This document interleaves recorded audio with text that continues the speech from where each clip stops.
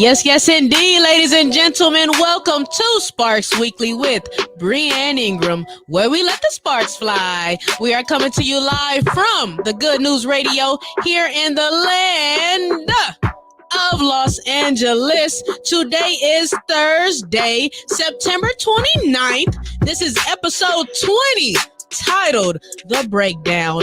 Liz Cambage. We made it to 20 episodes, everybody. Yes, we did. And guess what? We have 20,000 more to go. Okay, now listen, you can best believe that whenever I hit a milestone episode, I'm going to play 10 Bands by Drake. Okay, you better believe it. You can book it that you are going to be hearing that. Okay, listen, it's only right. It's only right that I do. Okay, now we got to get down to business. Okay, so with the 2022 WNBA season officially ending, it is now time for me to focus back on my Sparks. Okay, and with that being said, I had to ask this question. Let me ask this question. Okay, so was this a failure for the Sparks? Was this year a failure for the Sparks? And I'm going to have to say, yes, it absolutely was. It was a very tumultuous season for us. This year was indeed a failure. But sometimes you have to fail in order to succeed. In fact, most of the time, a lot of times, you have to fail in order to succeed. And what's that MJ quote? Okay, let me pull that up for you. Okay, and this is coming from the GOAT himself. MJ said, quote, "I've missed more than 9,000 shots in my career. I've lost almost 300 games. 26 times I've been trusted to take the game-winning shot and missed. I've failed over and over and over again in my life. And that is why I succeed." So even the greatest of all time has said that you have to fail in order to succeed. But just because you have failed at something, it doesn't necessarily mean that you have to stay there. It doesn't mean that you're done for, okay? Unless you choose for yourself to sit there in that failure, okay? Because now that you have failed, you know what it takes in order to not fail again. You know what you have to do in order for that not to happen again. It's like what NECA said at the end of the Sparks season, okay? She described this past season as a house that you did not build. Okay, so quote, NECA said, "I would describe this season as living in a house that you didn't build. So next year, we can build our house. I know the floor plan next year," end quote. So now the Sparks can take what they've learned from this year and now they can apply it and apply what they have learned and get to building for next year. Okay, and listen, the Aces, they just won their first chip. Okay, and they are one of the 8 original franchises of this league. And keep in mind, the WNBA had its first season in 1997. Okay, and do you know how many times the Aces had to fail? You know how many times they had to lose in order to finally have a winning season? Okay, do you know how many times they had to do that? And the Aces had to reinvent themselves so many times. They changed their name 4 times. Okay, they changed cities 3 times. Remember, last week I went into detail. I said they originally were the Utah Stars, STARZZ. Then they changed cities and moved to San Antonio, became the Silver Stars. Then they just changed their name to just the Stars. Okay, and then they moved to Vegas. Okay, where they changed cities and names. So now they are the Las Vegas Aces, and they are just now figuring it all out. Now, my Sparks, we are one of the original franchises as well. In fact, we are one of the 3 original franchises that has not changed their name nor their city. Okay, and do you know who those 3 franchises are? They are, of course, my Los Angeles Sparks, the New York Liberty, and the Phoenix Mercury. Okay, those are the 3 teams the 3 staples of this league that have not changed their names nor their city. Okay, yes, but the Sparks know what it takes to win. Okay. And the Sparks are three-time champions. We've won in 2001, 2002, and 2016. But with personnel changes within the organization, we've been lacking leadership. But and because of that, we've lost our way. Now it's just a matter of time of getting back to those winning days, and it all starts with our leadership. And I can't wait to see what all comes together and what it's all going to look like for next season. But right now, we are going to reflect upon this most recent Sparks season and enter into the breakdown. Okay, so ladies and gentlemen, as I just alluded to, the 2022 WNBA season has officially ended, and now during the WNBA offseason, I have a new segment called The Breakdown. Okay, and in this new segment, I will literally break down, analyze, and evaluate the Sparks players' play on the floor this past 2022 season. I will analyze the positives of each player, I'll analyze the negatives of each player, and I will also say whether or not I think this player should return back to the Sparks for next season. Okay, so with that being said, let's get to it. And first up, we have Liz Cambage. Okay, Liz was the Sparks marquee signing this past offseason prior to the 2022 WNBA season. And even though she is no longer with the Sparks nor in the WNBA, we're still going to evaluate her play for her most recent season with the Sparks. It's only right she was a part of the team and she did play. Okay, so as we all know, Liz was previously on the Las Vegas Aces team last year. Okay, and after last season in 2021, she became a free agent. And now the thing is the Aces, they just won a championship. Okay, like literally a week ago. And Liz probably would have gotten a ring if she re signed with the Aces. But of course, she probably would have slowed them down on the floor if she were still with them. And with Becky Hammond's new high-powered offense, Liz wouldn't have fit with the Aces anyway. Okay. And remember, Liz was very critical and vocal on Twitter of the Aces paying Becky Hammond $1 million when it was first announced. And Liz's thing was the WNBA is paying their coaches all this money, but they're not paying their players anywhere near this much money. And so, but listen, the thing is, okay, both should be paid, the coaches and the players. That's just how it should be. And I'm pretty sure the Aces nor Becky Hammond appreciated those comments. Anyway, okay, so after last year, she was a free agent and she decided to come join the Sparks as her team of choice. And the Aces didn't really fight for her to stay. Like, I remember when all this happened, they just, hey, they said, hey, do what you got to do. Okay, so it was really a clean break.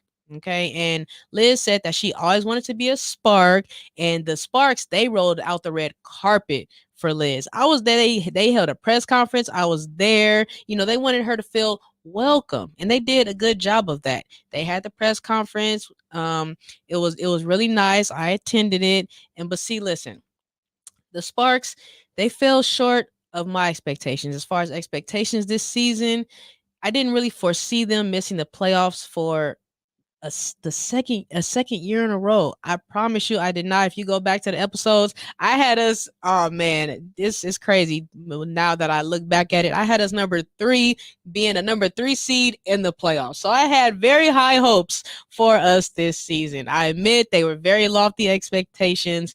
Um, but I at least thought that they were going to make the playoffs. Okay, I did. So when they didn't, it was obviously disappointing for me.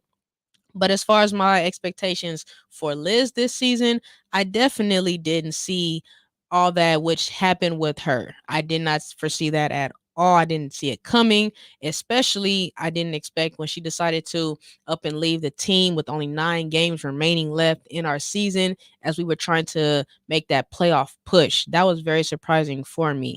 And let's just remind everyone of Liz's statement after she departed from the Sparks. Okay, so this is what Liz released on social media, and right here we can see it's from IG. So Liz said, Playing for the Sparks was a dream come true, and I'm honored to have shared the court with such amazing ladies for as long as we did. I'm sorry to have left abruptly, and I wish it would have ended on a different note. I've decided to step away from the league for the time being, and I'm hopeful that the WNBA will do their part in creating safer environments and a stronger support system for their players. While I'll miss rocking the purple and gold, I'll be taking this time to focus on my healing and personal growth before providing clarification on past rumors. Thank you to all my supporters, family, and friends for all the love and light you continue to surround me with. Okay, so that was her statement, and it seemed what really stuck out to me was the fact that she's saying that she hoped the WNBA would create safer environments and a stronger support system for their players. So it seems like she didn't really feel that she was protected enough, or there wasn't a safer and a safe environment for her as a player. That's what I'm getting from that. So I wish all the best for Liz in that respect. I really do. Okay, but coming into this season, I thought she was going to be that one half of the dynamic duo with NECA and Liz. I was so excited of that dynamic front court duo. I was thinking in my head, I said, "Oh my goodness, this is gonna be great! I can't wait to see it." Because Liz is 6'9". She has so much potential and just so much potential to be a dominant presence. Okay, on any team. And she can also shoot. And if she wanted it, the sky could have been the limit for her. Okay. But of course, she is the one that has to want it. Okay. And she has to be the one that wants to want it more than anybody else. Okay. But this was not the best year for Liz Cambage, to say the least. And in Liz's season with the Sparks, she was second in scoring and rebounding on the team. Okay, so in 25 games for the Sparks, Cambage, she averaged 13 points, 6.4 rebounds, and 2 assists. Okay, however, this was one of the worst years of her career stats wise. Okay, so those numbers are her lowest since her rookie season in 2011, and her 25% usage rate was her worst ever in her WNBA career. Okay, and reportedly, Liz's Cambage buyout was for $141,386,000. Okay, it was a prorated portion of her $170,000 deal based on how long she was on the roster. Okay, and this buyout came after she signed a 1-year deal with the Sparks in free agency. Okay. And she actually negotiated this deal herself. Okay. Because she parted ways with her agent. Okay. Allison Gaylor. Okay. But, and also in Sparks Weekly's episode 11, End of a Liz Era, that's the name of the episode, I went into detail about Liz's contract divorce with the Sparks. I won't be able to get into all the details here, but I've already covered all that. And that was from the story of Yahoo Sports from Chris Haynes, and that story broke in detail, and it detailed what led up to Liz's departure. Okay, and one of the key reasons that was reported, it was chemistry issues with her Sparks teammates. Okay, that was one of the main things. And remember, the story also came out early in the season. Remember that story that came out early in the season, okay, with Liz and the Australian team, that whole fiasco and that controversy with the Australian and Nigerian Olympic teams, national teams. That was its own fiasco in itself. Okay, it was a lot going on with Liz this season, I'm trying to tell you. But let's get on down to the breakdown. So, despite this not being the best year for Liz, she still had some high points. Yes, she did out there on the court. So, first, let's look at some highlights for Liz. Okay, and right here, I want to show you this block. This was one of the top blocks for the Sparks this season. Okay, let's check it out right here. I mean, she holds the league scoring record with 53 as we see the shortest player on the court going up against the tallest. Shortest versus the tallest.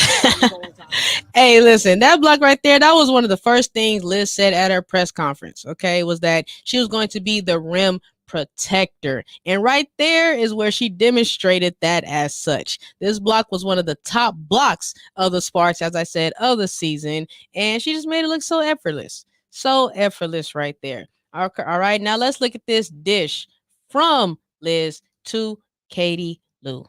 Cambage now gets behind her. Just trying to push her off her favorite. See that cut by Katie? Boom. Nice pass. Cambage. Boom. Look at Liz. Man, listen. Okay. Also another high point of this season was Liz's playmaking. Okay, and on this show, we've talked about Liz's passing ability, and she really is a good playmaker, especially for a big. And also, she is a very underrated passer.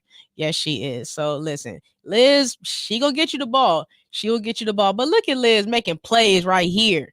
And a lot of people have. It's just look at that steal, running up the court. You're using a defender at that spot. Look at her. Protect the tunnel in there.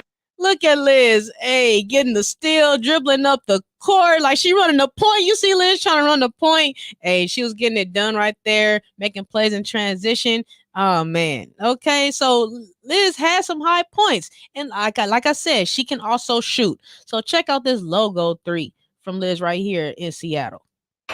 2 on the shot clock. Got to get one off. Cambage well from the base. Oh! Seattle Storm logo and prayer answered. My goodness. Hey, listen, Liz can shoot. She could be a stretch 5. She can shoot threes at times. But in reality, if she were to come back to the WNBA, she needs to keep her butt in the post. Okay, she can shoot too, but we need your bread and butter to come from the inside, from the post. That's what I need to see. Okay, yes, indeed. Now, we just looked at some highlights of Liz. Yes, we did. But of course, with highlights also come lowlights. Okay, so now let's look at some of the lowlights on the floor, because we have to look at the positives as well as the negatives. Okay, I got to keep it balanced.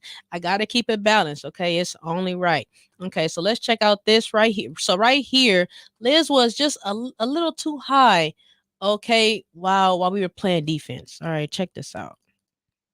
Right here. 5-player out offense, then as he dives and gets wide. You can see she was a little frustrated. Great off the ball move. Okay, we got to play that one more time. Okay, so right here. Okay, I'm going to pause it for you. So as you can see, why Liz is way too high up here near the 3-point line. She should not be up here. Okay, she needs to be down low. Okay, a little bit closer, because see, now she got caught up. Now we congested. We got 4 people near the 3-point line. We left Olivia Nelson Adota right here all alone in the paint by herself. This is not good right here. Okay, so now as you can see, they just drop it down to Magabor right here down low, and it's easy money. It's easy money. Liz is way too high. She needs to be down low in the post, being the rim protector, protecting the basket. Okay, so that's one of the things that we definitely had to work on this season. And check this out. See right here in this next play, Stewie just blows by Liz. Check this out. Seattle led by 18 points. LA has worked it down. Hold on, we gotta play that one more time.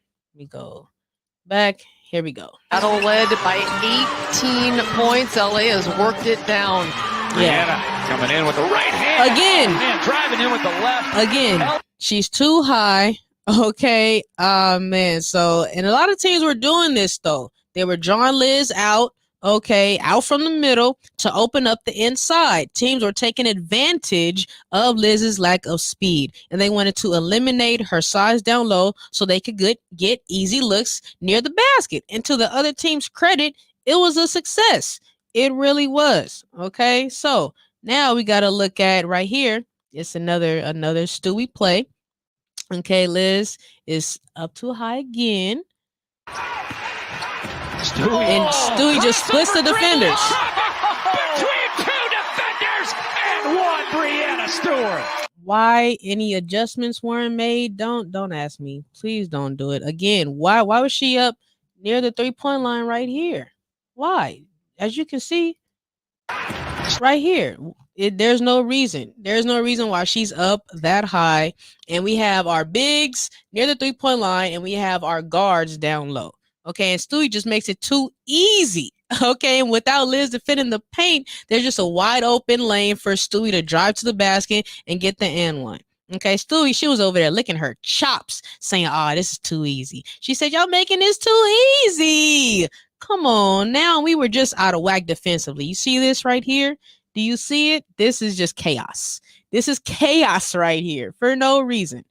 Oh man, but listen, it wasn't just a Liz issue. This was also a team issue because everyone is out of whack right here. As you can see, what is going on defensively? Come on now. And unless you were the other team, if you were the opposing team, then you were, as I've just said, you were licking your chops when you played us. Okay, and speaking of defense, let's look at our transition. With the and one. Brianne Stewart. Yes, and let's look at our transition defense. Okay, and also this was a big thing. Liz was not really getting back in transition.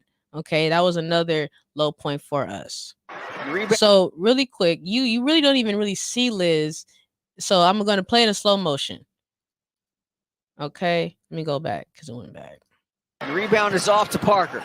Sloop, no look past the Copper. And even after a missed layup, timeout taken you still don't see Liz. Williams. You still don't see Liz on the floor. Okay, so here we go. So I'm playing it. Liz is right here. Liz is right here trailing.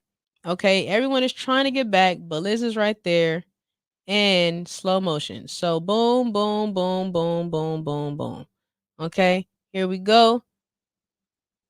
They kick it right there to Copper down low. She actually misses the layup, but there's still time for Liz to get back, and she's still nowhere near the picture. Still nowhere near the picture. Okay, so our transition defense, it was very no bueno this season. That was one of the key issues with Liz was her conditioning and not getting back on defense. And as I was talking about this all season about how our transition defense was not up to par. And I understand that Liz is a big, but this was a regular thing where she was not getting back. And also she would complain about the calls not going her way. And if she thought she got fouled, she would throw her hands up and really just try to argue with the refs too many times. Okay. And of course, when Liz left the team, though, our interior defense got considerably worse because that size and that length of Liz, it was no longer available. Okay, it just wasn't. Now, and in this clip that I just showed you with the Sparks versus the Sky, Liz only had 6 points and 5 rebounds in 16 minutes of play that game. And rebounding, please don't. Okay. I would say don't get me started, but we have to get started. Why? Because this is a player breakdown. So Liz is 6'9", and her rebounding, it also was no bueno this season as well. Okay. This should have been the least of our worries. Okay. But we've talked about this at length on this show. This was really one of the areas that Liz struggled with, but that we as a team really struggled with this season. Okay. Man, oh man. Now here's the thing. Okay, we have to look at the last game that Liz actually played. Okay, because that might have been the straw that broke the camel's back. Okay, so that game was in Vegas and it was against the Aces. All right, so we got to go and check that out because after this game, that's when Liz chunked up the deuces and decided that she wanted to leave the team effective immediately. Yeah, she said, "I'm out of here." And then shortly a few days later, the Sparks announced their contract divorce with Liz Cambage. Okay, so let's see where it all could have went wrong in Liz's last game with the LA Sparks. But okay, so in the Sparks last game, just some context. Okay, so the Aces, in this game, the Aces, they beat us 84 to 66. Okay, and the Aces actually swept the Sparks in the regular season. They went 4-0 on us. Oh, okay, and so they swept us. And so we were actually on a 2-game winning streak prior to facing the Aces this game. But let's check out the first play. And I've also covered this first play immediately after this game was played as well, but we have to do a recap because this is Liz's last game. Okay, so let's look at this let's look at this first play of her last game. They're ready for a good game. I'm ready for a good game. Everybody knows their excitement, their assignments. Absolutely. Tip is up. The Aces come away with it. And it was Liz Cambage, former ace, with the jump against Asia Wilson. It's alumni weekend. There are over 40 alumni in the building. Okay. The Aces score first. Stop. Okay, listen. First of all, this was the first play of the game. Okay, and really this was just the first. This was a smart play on the Aces. Okay, why? Because as I've said, they pulled Liz out from the paint. Okay, and they were taking advantage of her lack of speed. And we at the Sparks, we were not communicating, as you just saw, on defense. The help defense was non-existent, and this wasn't even really anything spectacular that the Aces did. Okay, Asia just popped out. Okay, right inside the top of the key. Chelsea did a screen for Jackie, and it wasn't really a screen, but it was a screen over there, So we got congested right there at the top of the key. And check this out. I'm going to get more into this. We got to go to commercial break right now, but I'm going to, when we come back, I am going to get more into this play because we got to break it all down. It's the breakdown. It's Liz Cambage's week. Okay, so listen, keep it locked right here on Sparks Weekly with Brianne Ingram. We will be right back after this commercial break.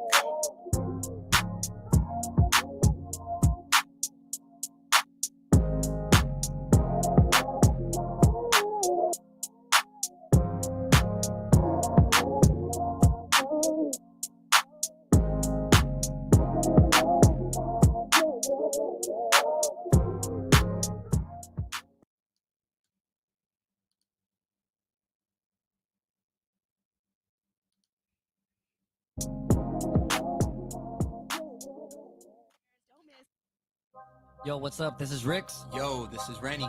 What up, Dover in the building? What's good, family? This is Jesse, and this is Brown Wealth Radio. And make sure to catch us on TGN Latinx every Wednesday at 8 p.m. Pacific. To be specific.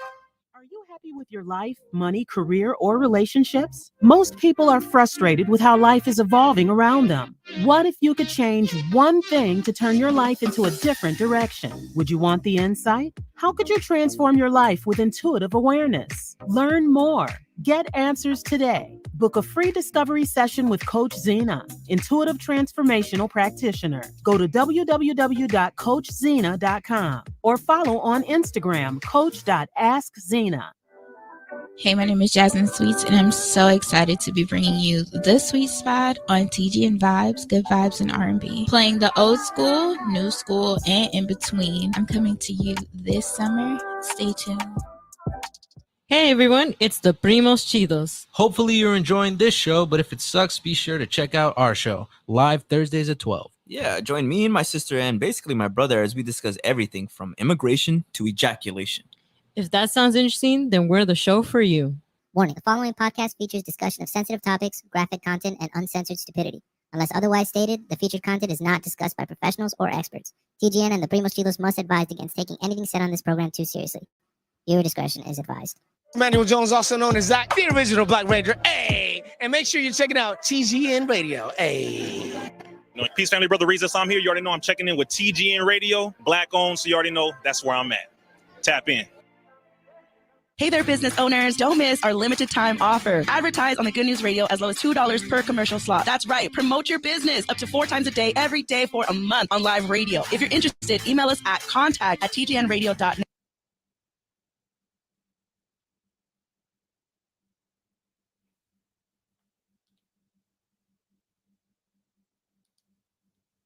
The flyest gear can be found with TGN Radio.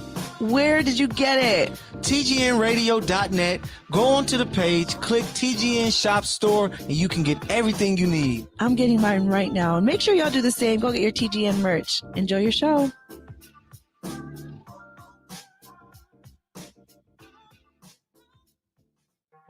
What's up, everyone? It's your girl Jules from the Primos Chidos. Did you know that recent studies have proven that the Primos Chidos radio increases life expectancy and loss of weight?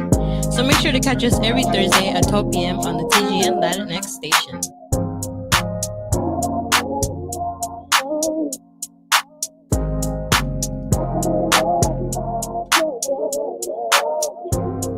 Yes, indeed. Welcome back to Sparks Weekly with Brianne Ingram. And you are just in time because we are covering Liz's last game with the LA Sparks. And check this out. I'm going to replay this first play for you just as a refresher because we just went to commercial break.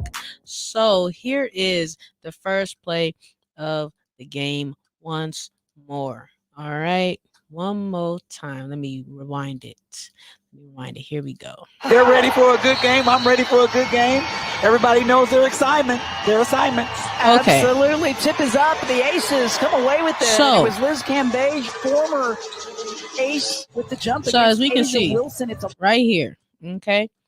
Asia's right here, right inside the 3-point line. Of course, they draw Liz out from the paint. Night weekend. Okay. So now Chelsea goes over here, sets a little pick or whatever. And then so now we know that Jackie Young is going to blow right past Liz. We can see this middle is literally wide open. Nobody is home. So that's easy money. And that's what the Aces do. They read the defense. They're a read heavy offense, instilled by Becky Hammond. And the help defense, they don't collapse on the drivers. That's something that we haven't really been doing really all season. So as you can see right here, Slim is a little late on the rotation. So it looks like Neko over there. And yeah, we barely moved. Liz wasn't down there to defend the paint, and that's easy money. As the Aces score first, Jackie Young on the run. That's easy money right there for the Aces. We got congested right there at the top of the key. Okay, and there was no help. There has to be help. We not bending down. We standing up right there. We not sliding our feet, okay, and we didn't protect the paint, okay. So that's something that we struggled with throughout this season. And right here, this was just a nice move on Liz right here by Asia. Get to the hoop. See, look, and Carter with 4 points. Wilson high post. And you know what? Wilson. Yeah, see, that was just a nice move by Asia. And Asia, she is big, but she's agile. Okay, so she has incredible feet work. As you can see right there. And if you're Liz, you can put a hand in her face, but Asia's just a little, she's a little more quick on her feet. So you can't really do much about that. Okay, and right here, we have this. Now, this is a nice block by Liz on Kelsey. Instead of just reacting. Get that out. As Plum drives, it's blocked from behind by Cambage. That out. This was just nice. I honestly would have loved to see more of this from Liz throughout the season, but she got her blocks, when she could. All right. But see, this right here, this makes me angry because this was really an all-day play by Liz, but we did not implement it enough. Hammond called the timeout as the Sparks had tied it back up. We'll see what they against two people too. Spin and go up. She gets that deep in there. Spin and go up. This was all day for Liz, but the Sparks did not exploit this. Please do not ask me why. I do not have an answer for you. And according to the Yahoo Sports article by Chris Haynes, the lack of touches was one of Liz's complaints from this season. And really, it's a two-way street. Okay, the guards got to feed her, and she also has to demand the ball. But in order for Liz to be dominant, she has to develop a bag. Okay, she has to be able to reach down in that bag of tricks and develop some post moves like Brianna Jones. Okay, Brianna Jones, you just saw her in the playoffs on the Connecticut Sun. She's a 6th player of the year, and she was also an all-star this year as well. Brianna Jones is only 6'3", but she got some moves. Okay, she got that little nice spin move that she gets to the basket with. Man. Okay, so it's as a big, it's imperative that you develop some post moves. I know everybody wants to shoot now, but as a big, develop your post moves. Okay, you got to, you have to. Now check this out. So with this game, though, the Sparks actually came within 2 points. They were within striking distance. Okay, especially with this play by Jordan Canada. I'm gonna show you it right now. Check it out. With this steal, she stole the ball and put the Sparks within 2. 3 points now. Canada guarding Gray, trying to get a steal. She does. Jordan Canada picked the pocket of the. Pick that pocket. Okay, so now it's 57-59. Okay, Sparks are only within 2. Okay, and they made the game interesting. Okay, but and see, check out this Liz bucket, but then she complains after. Carter trying to get some space. She's crafty. Mismatch inside. Hamby tries to come over.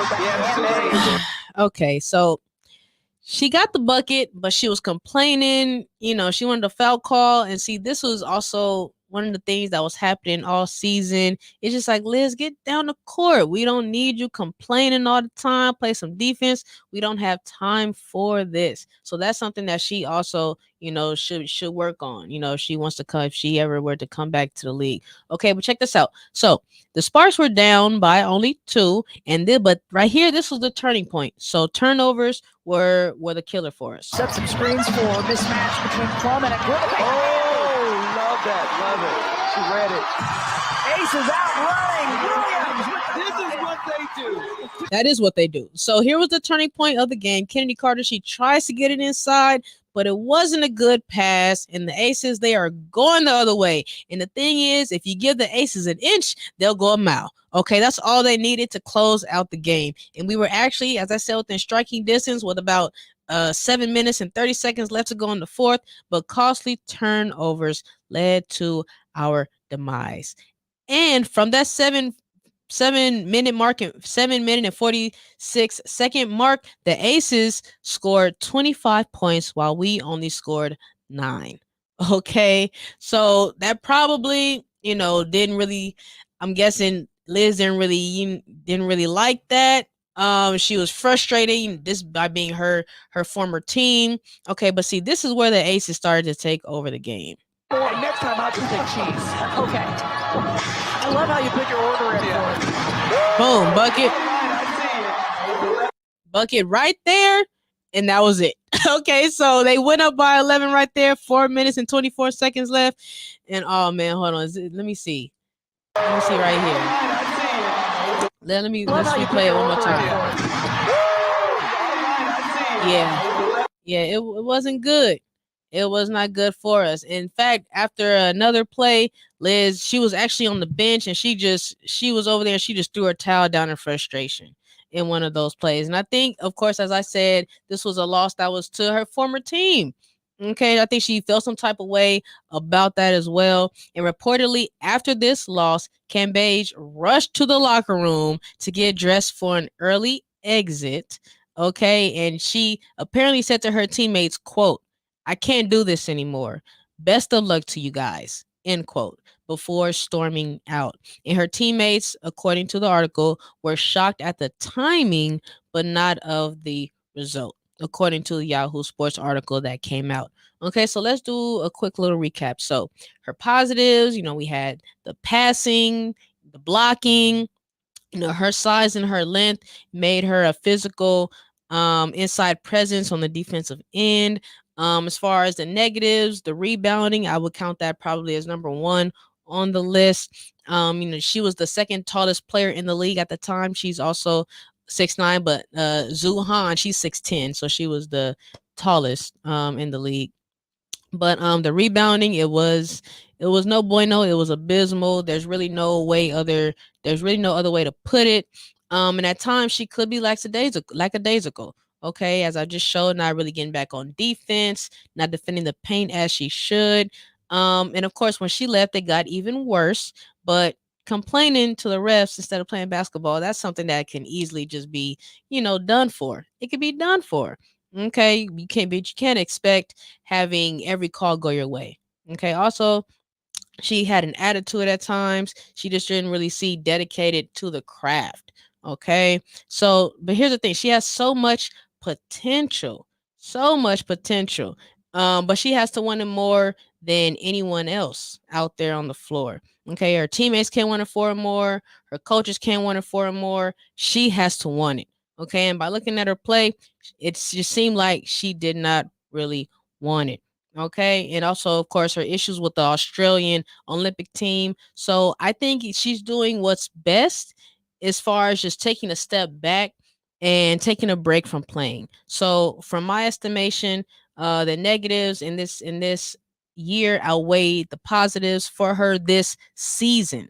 Okay, and because of that, it's just evident that this hasn't been a great year for her.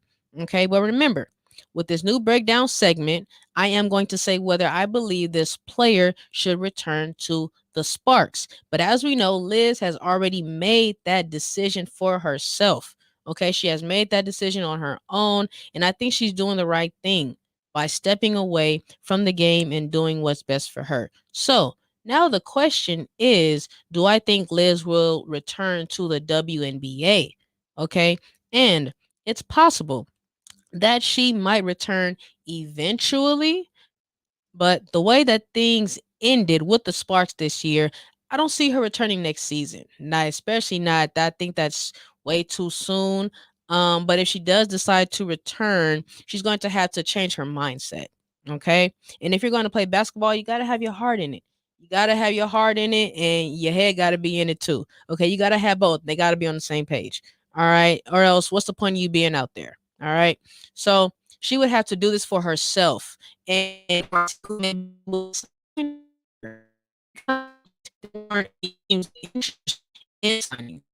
I think she has said the right thing as far as taking.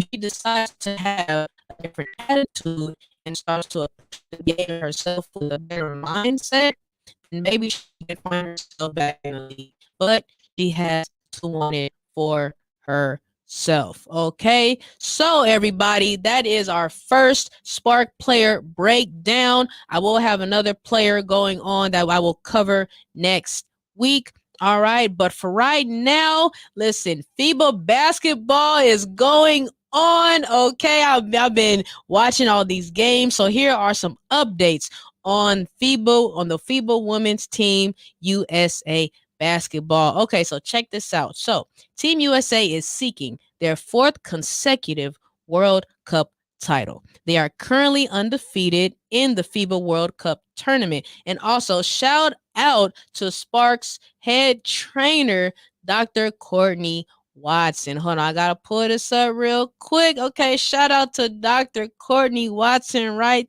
there. Okay, she is the Sparks head athletic trainer, and she is also with Team USA, and she is their head athletic trainer over there overseas in Sydney, Australia. It was also Courtney's birthday on Monday, so happy belated birthday to Dr. Courtney Watson. Yes, indeed. All right, so as far as the games go, USA played Puerto Rico last Thursday.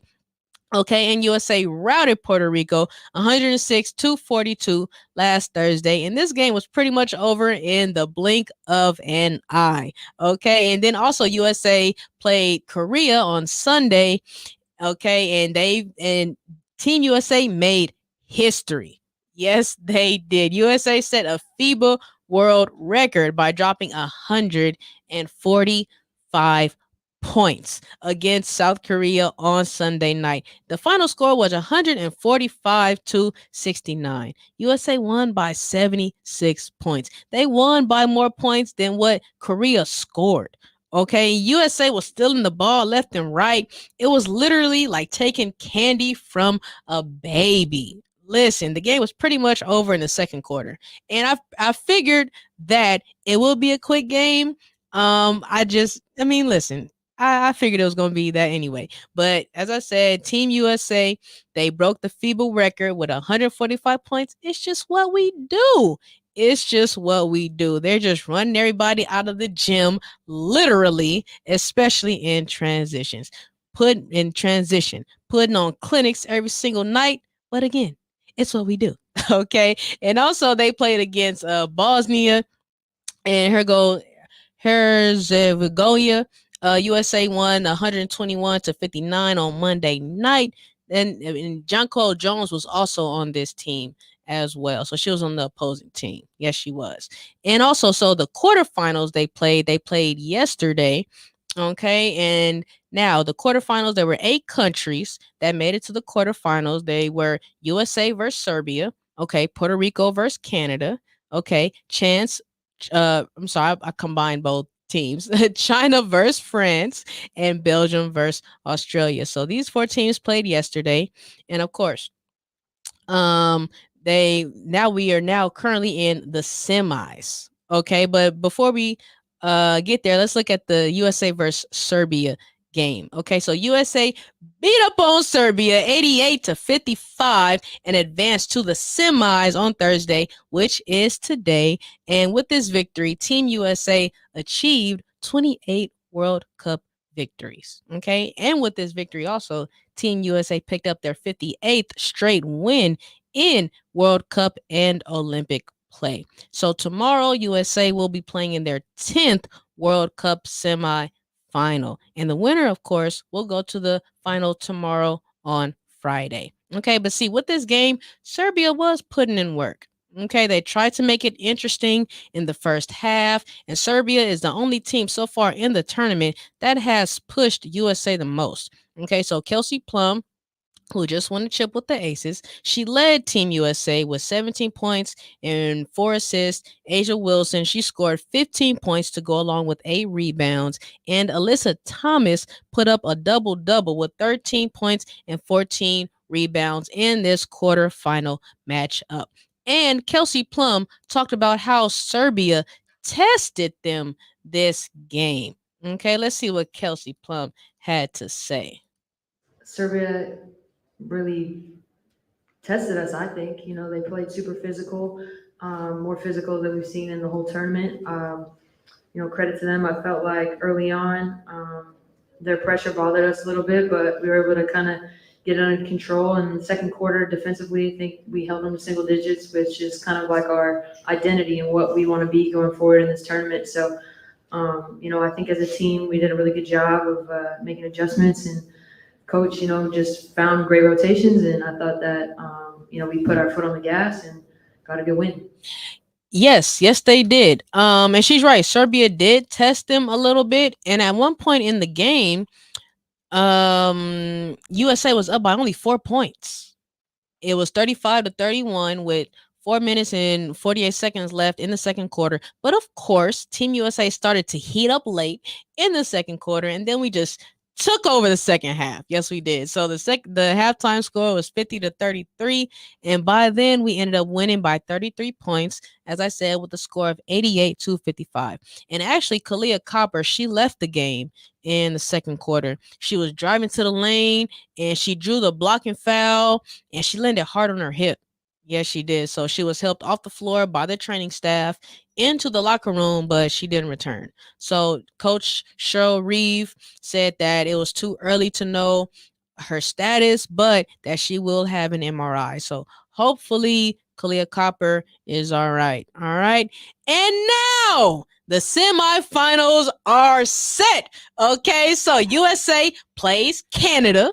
Okay, and China faces off against Australia. So in Group A, USA is ranked number 1, and China is ranked number 2 in Group A. Okay, so they have 2 groups, Group A and Group B. So now with Group B, Australia is ranked number 1, while Canada is ranked number 2 in Group B. So USA plays Canada at 12 a.m. midnight Pacific time on ESPN2.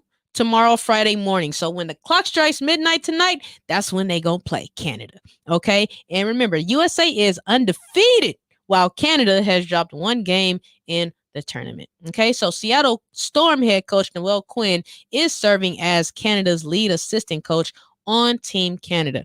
And remember, Noel Quinn played in the WNBA for 12 years, and she was also a former LA Spark.